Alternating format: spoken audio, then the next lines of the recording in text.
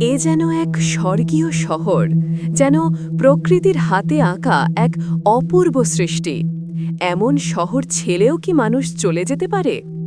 চারদিকে যত দূর চোখ যায়, শুধু স্বর্গীয় সৌন্দর্য আর শান্ত পরিবেশ। মনে হয় শুধু এই শহরটির দিকে তাকিয়েই সপ্তাহের পর সপ্তাহ কাটিয়ে দেওয়া যায়।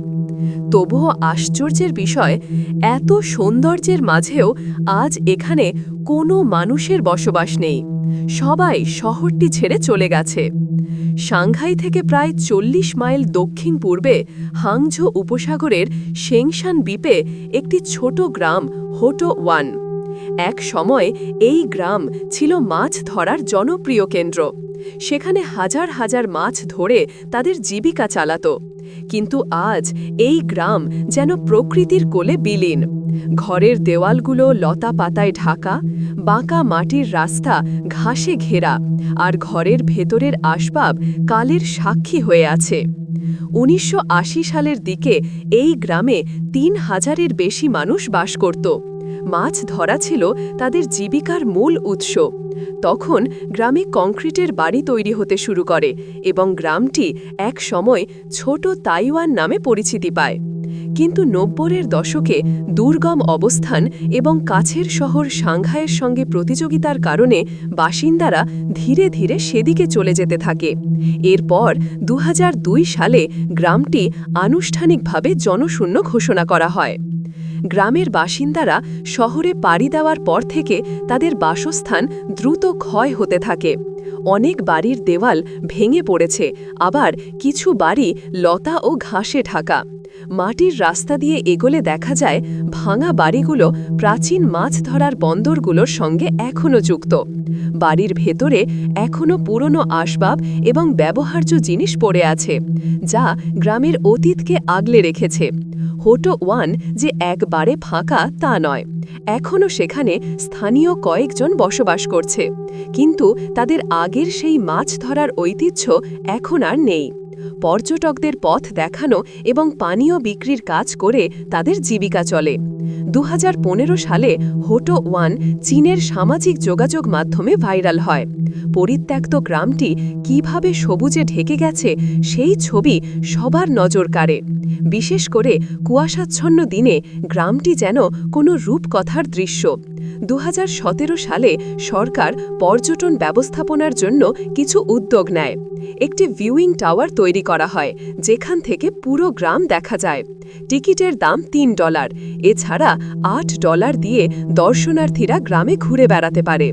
ভাঙা বাড়িগুলোর বাইরে সতর্কতামূলক সাইনও লাগানো হয়েছে। বর্তমানে গ্রামটিতে বছরে ১ লাখের বেশি পর্যটক ঘুরতে যায়। গ্রামে পর্যটনের জনপ্রিয়তা চারপাশের অঞ্চলকেও উন্নত করেছে। নতুন হোটেল আর গেস্ট হাউস গড়ে উঠেছে। হোটো ওয়ান দেখার সবচেয়ে দারুণ সময় গ্রীষ্মকাল। এই সময় সবুজ গাছপালা আরও বেড়ে ওঠে। তবে সীমিত যাতায়াত সেবার কারণে এই গ্রামে ঘুরতে অগ্রিম টিকিট বুকিং থাকা প্রয়োজন। রাত কাটাতে চাইলে গ্রামের কাছে গেস্ট হাউসে বুকিং করা যায়, কারণ হোটো ওয়ানে থাকার ব্যবস্থা নেই।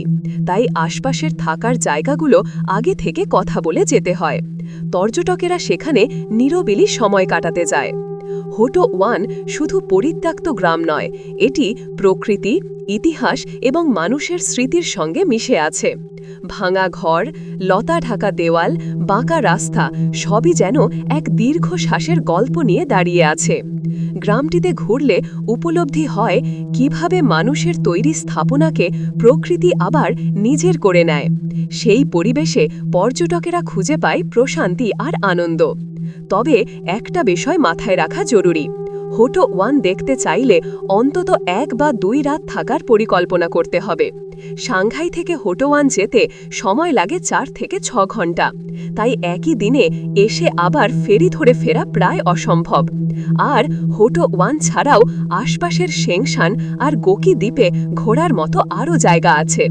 পুরো গ্রামটা ঘুরতে চাইলে ১ থেকে ২ ঘন্টা সময় লাগবে।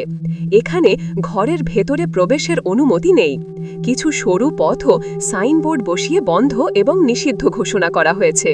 তবু গ্রামটা ঘুরে দেখা মানে যেন ভিন্ন এক জগতে প্রবেশ করা, যেখানে মানুষের চিহ্ন মুছে যাচ্ছে ধীরে ধীরে আর প্রকৃতি নিয়ে নিচ্ছে সব দখলে।